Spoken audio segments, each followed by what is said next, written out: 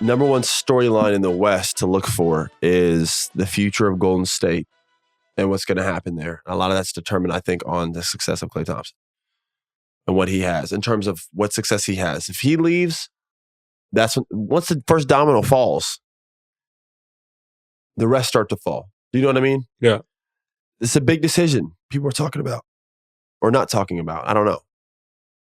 Klay Thompson had his first game off the bench. He had 35. Last night he was 1 for 9. So it proves that the off the bench, it don't matter, man. Okay? Get him back in the starting lineup. By the way, what the hell are y'all going to do with that? Seriously. I love Pudzinski. Come on, man. There's no way he's starting over Klay Thompson. No way. But they're winning. They're playing amazing. Ever since Draymond's came back, they've been playing really well. And I want to see that success in the playoffs. Because in the playoffs, whoever's guarding Pudzinski and some of these guys, they're going to be so far in the fucking help. When that game slows down, Steph is going to be, it's going to be so hard for him to breathe out there. If they do get to the playoffs, by the way, it's going to be hard. I don't see this long-term playing out for Klay, nor do I think he wants it. I think he's talking about embracing a role. He's doing all the things politically correct. Hey, I'm here for the team. If you don't think he's going to go into the market this summer where a team like Miami or someone's going to be like, yo, we'll pay you to be our starting shooting guard. If you don't think he's gone. Come back and sit behind Pudzinski? No way, bro. Come on, bro. And I have nothing disrespect towards Pudzinski, but there ain't no way if I'm Klay Thompson, I'm like, again, I would do it in the moment because I'm trying to win.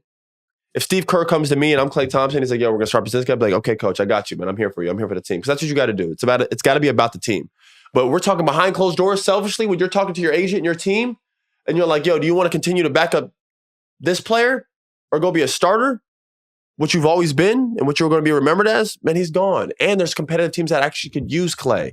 But you could put Klay on almost every competitive team and he starts. If you put Klay Thompson on the Lakers right now, he starts. I put Reeves at point. Start him. Yeah. You put Klay in the Magic, starts. You put Klay in the Hawks, starts. You put Klay on the Knicks, starts. He'd be right next to Brunson. Starts. He starts on every team. The Knicks will go get him. Brunson, Thompson, OG, Randall, Mitchell. Great team. Got Harden, DiVincenzo off the bench. Some hard-nosed energy guys. Burks, Bogdanovich, they're loaded. I'm not saying it fits. I don't even know if they can afford him. Whatever. I'm just giving You're making a point. He fits on a bunch of teams. Every team. I mentioned a while ago, now there have been reports Orlando would love a veteran and a shooter. You don't think Milwaukee would like to have Klay Thompson? They're like back and forth between Beasley and who else? Connaughton, bro, is what we got over there. You don't think Klay Thompson go there and start tomorrow? He could start in almost every team in the league. Yeah. So everyone's always talking about how washed it is or how bad he is, but he could start at every team in the NBA tomorrow. Yeah. So you got to ask yourself, going into a free agency market with all this negativity with this team after everything you've done with them, and now you're sitting on the bench behind a average basket. Again, bro, no, Pudzinski's a good player, man, but for us to, come on, bro. I know, come on. It's calling him average is tough, guys. An average is an NBA player. Okay. I'm not saying he's an average player in hindsight. He's an NBA player. He's a pro. I know nothing but respect for him. I have no disrespect towards him. If we're comparing Pudzinski to Klay Thompson, I'm going to go throw up somewhere in the corner. Get the out of here, okay?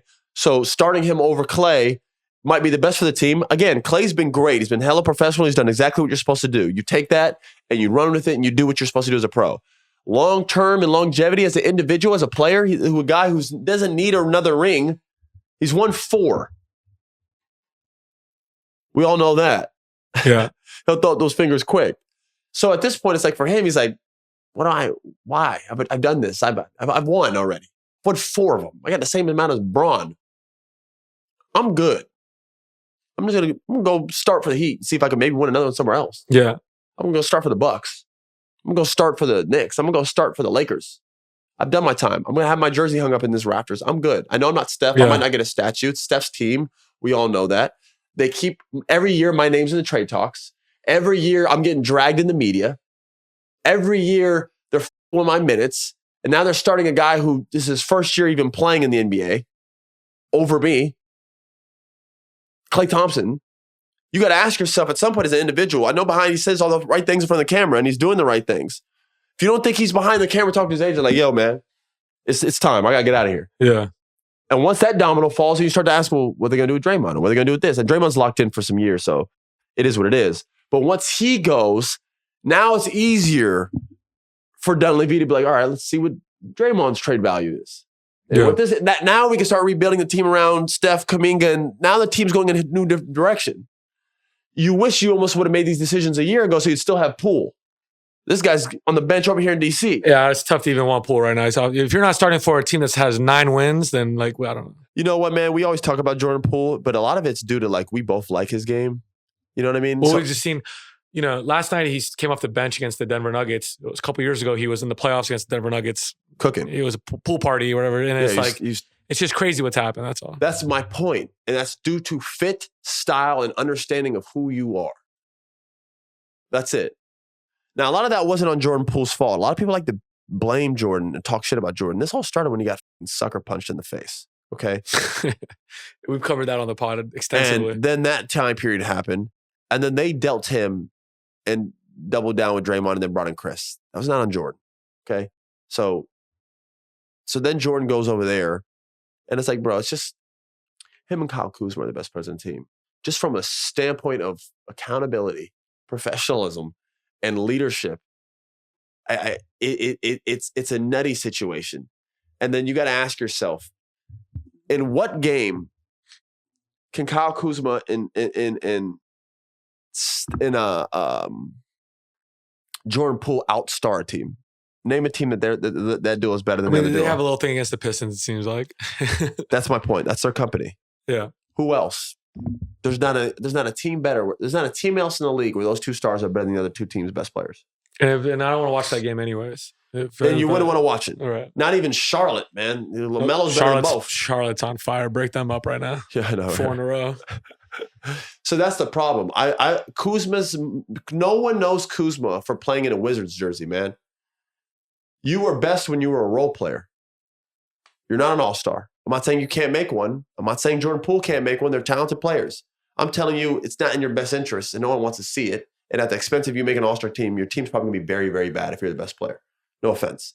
But those guys are really good basketball players. These guys are 20-point-per-game scorers. We're talking about some prime-time $100 million players. This is why their contracts look like that. I like them as a third option, fourth option on a championship team. And that's where I think when you talk about Kyle Kuzma's following and he has 1 million plus followers, 2 million, 3 million followers, that's because you play for the Lakers, bro, and you got a chip. Same with you, Jordan. You play for the Warriors and you got a chip. That's who made you who you are. Go back to that. Tap into that. Knowing your role might save your life. Yeah, but they both got paid, and that's. I get it, man. That's the NBA. But yeah, I want these guys to be on competitive teams. I think Kyle could go and be a huge difference maker for the Lakers if he was on that team. Jordan Poole go to the Warriors and huge for that team right now. They need him. Yeah. Both those teams need those guys back. Kyle was vital for the Lakers. They shit on him, and then once he left, they're like, whoa, whoa, whoa, whoa, whoa, whoa. We need you back, bro. We need you back. Yeah. So, I'd like to see those guys eventually end up in those places because I just don't think DC is prime for them right now. I've always been a Wizards fan, just it's in the capital. I love the colors, the red, white, and blue. The organization has made a lot of changes. They got a new practice facility. They're doing something with their arena, I think. They got a lot of these positive things going. I think at this point, you just double down and rebuild, man. Just go slowly. I hopefully they can get rid of both of those guys and they can go somewhere and actually hoop. I actually miss watching Jordan and Kyle play on big stages. Those guys can play some ball. I just don't want them to see a forced 1A and 1B team on a bad team, bro. Come on, man.